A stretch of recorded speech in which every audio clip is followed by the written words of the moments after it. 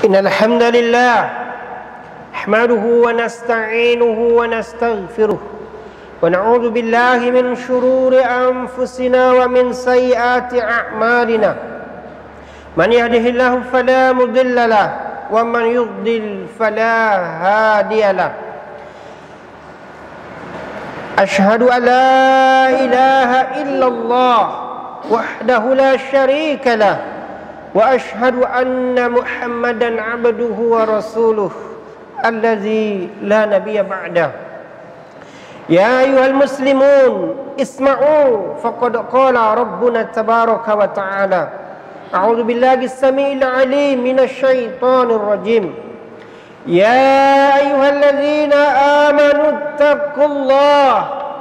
اتقوا الله حق تقاته ولا تموتن إلا وأنتم مسلمون وقال عز وجل يا أيها الناس اتقوا ربكم الذي خلقكم من نفس واحدة وخلق منها زوجها وبث منهما رجالا كثيرا ونساء واتقوا الله الذي تساءلون به والأرحام إن الله كان عليكم رقيبا وقال أيضا يا أيها الذين آمنوا اتقوا الله وقولوا قولا سديدا يصلح لكم أعمالكم ويغفر لكم ذنوبكم ومن يطع الله ورسوله فقد فاز فوزا عظيما أما بعد. Saudaraku kaum muslimin sedang jamaah salat Jumat yang dimuliakan dan dirahmati Allah Subhanahu wa taala. Rabbuna tabaraka wa taala, Allah Subhanahu wa taala berfirman di surah Az-Zariyat di ayat 56. Firman Allah Subhanahu wa taala, a'udzu billahi minasyaitonir rajim. Wa ma khalaqtul jinna wal insa illa liya'budun.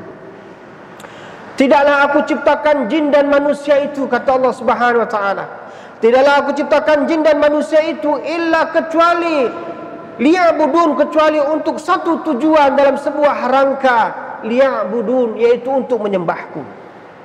Dari ayat ini wahai kaum muslimin, kita bisa ketahui bersama, kita bisa pahami bersama bahwasannya hakikat tujuan dari penciptaan jin dan manusia di muka bumi ini, yang pertama adalah tahqiqul ubudiyah, yaitu untuk melaksanakan penyembahan, peribadatan kepada Allah Subhanahu wa taala saja. Ini tujuan yang paling utama, ini tujuan yang paling hakiki dari adanya kita di muka bumi ini, yaitu untuk menyembah Allah Subhanahu wa taala. Yang kedua adalah dalam rangka tauhidullah, dalam rangka mentauhidkan Allah Subhanahu wa taala, dalam rangka mengesahkan Allah Subhanahu wa taala saja. Ini tujuan yang kedua dari penciptaan kita di muka bumi ini, yaitu untuk mengesahkan, menyembah Allah Subhanahu wa taala. Ini terambil dari kata-kata liya'budun, dari kata-kata li. Yaitu li ini kata ulama kita lika, yaitu untuk menunjukkan. Jadi tidaklah penciptaan kita kecuali untuk mentauhidkan Allah, menyembah Allah, mengesahkan Allah. Yang berikutnya dalam rangka lil hajah, untuk menunjukkan hajah, untuk menunjukkan kebutuhan kita terhadap ibadah. Karena ibadah kita yang kita lakukan, yang kita laksanakan, yang kita kerjakan di dalam menyembah Allah Subhanahu wa taala, ini kembali kepada kita, kembali lil abid, kembali untuk kita yang menyembah, bukan lil ma'bud, bukan untuk Allah Subhanahu wa taala yang kita sembah. Coba lihat kelanjutan ayatnya. Di ayat 57 Allah Subhanahu menyatakan, ma uridu minhum birrizqi wa ma uridu ayut'imun. Innallaha huwa razzaqu dzul quwwatil matin. Kata Allah Subhanahu wa taala, aku tidak butuh dari kalian rizki, aku pun tak butuh dari kalian makan. Ini menunjukkan betapa gagahnya, betapa perkasanya Allah Subhanahu wa taala, ilah Tuhan yang kita sembah.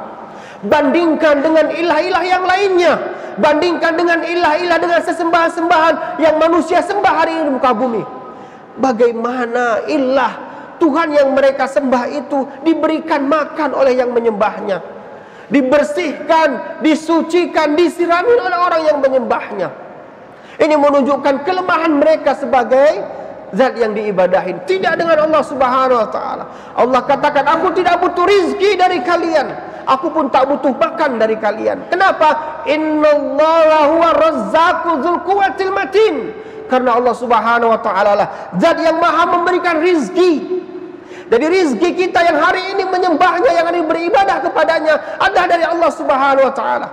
Dan Allah Subhanahu wa taala adalah zat yang maha gagah, zat yang maha perkasa. Darinya lah rizki dan darinya lah datangnya rizki. Makanya Allah Subhanahu wa taala memiliki sebuah nama, yaitu Ar-Razzaq, ya, zat yang maha memberikan rizki, zat yang memberikan rizki. Aqulu kama sami'tum wastaghfirullaha wa lakum wa lisa'il muslimina fastaghfiruh innahu huwal ghafurur rahim. Alhamdulillahi rabbil alamin wa bihi nasta'in ala umuri dunya waddin. Wassallallahu ala nabiyyina Muhammadin wa ala alihi wa ashabihi wa man tabi'ahum bi ihsanin ila yaumiddin. Wassalamu tasliman katsira. Amma ba'da. Saudaraku kaum muslimin yang dimuliakan dirahmati Allah Subhanahu wa taala. Karena tujuan penciptaan kita, hadirnya kita, adanya kita di muka bumi ini semata-mata hanya untuk menyembah dan beribadah kepada Allah Subhanahu wa taala saja. Maka Allah Subhanahu wa taala banyak menerangkan di Al-Qur'an. Allah Subhanahu wa taala banyak menerangkan di Al-Qur'an tentang hakikat penciptaan kita ini, yaitu untuk menyembah Allah Subhanahu wa taala. Terkadang di dalam Al-Quran Allah Subhanahu wa taala menyatakan tentang hakikat penciptaan kita ini dengan kata-kata perintah. Allah Subhanahu memerintahkan kita ya untuk menyembahnya. Coba lihat perintah yang pertama kali dalam Al-Quran di surah Al-Baqarah. Setelah Allah Subhanahu menerangkan kekuasaannya, setelah Allah Subhanahu menerangkan akan kemahaagungannya, di ayat yang ke-21 Allah Subhanahu wa taala mengawali perintahnya yang pertama kali.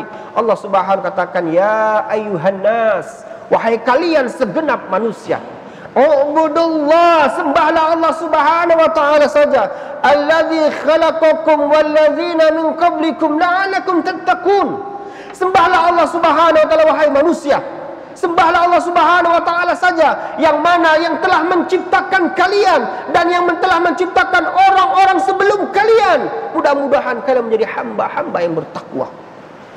Ini perintah yang pertama kali Allah Subhanahu perintahkan dalam Al-Quran, yaitu perintah untuk menyembah Allah Subhanahu wa taala. Makanya siapa saja yang mengikuti, mematuhi apa yang Allah Subhanahu perintahkan ini, maka mereka disebut dengan orang-orang muslim, yaitu orang-orang yang berserah diri, tunduk patuh kepada Allah Subhanahu wa taala. Sedangkan bagi hamba-hamba manusia yang ingkar, manusia yang tak mau mengikuti, tak patuh dengan perintah, maka mereka disebut dengan manusia-manusia yang kufur, orang-orang kafir, orang-orang kafir. Ya. Ini Allah Subhanahu wa taala memerintahkan kepada kita untuk menyembah Allah Subhanahu wa taala saja. Di surah An-Nisa ayat yang ke-36 Allah Subhanahu memerintahkan kepada kita, perintah Allah Subhanahu wa taala, wa'budullaha wa la tusyriku bihi syai'a.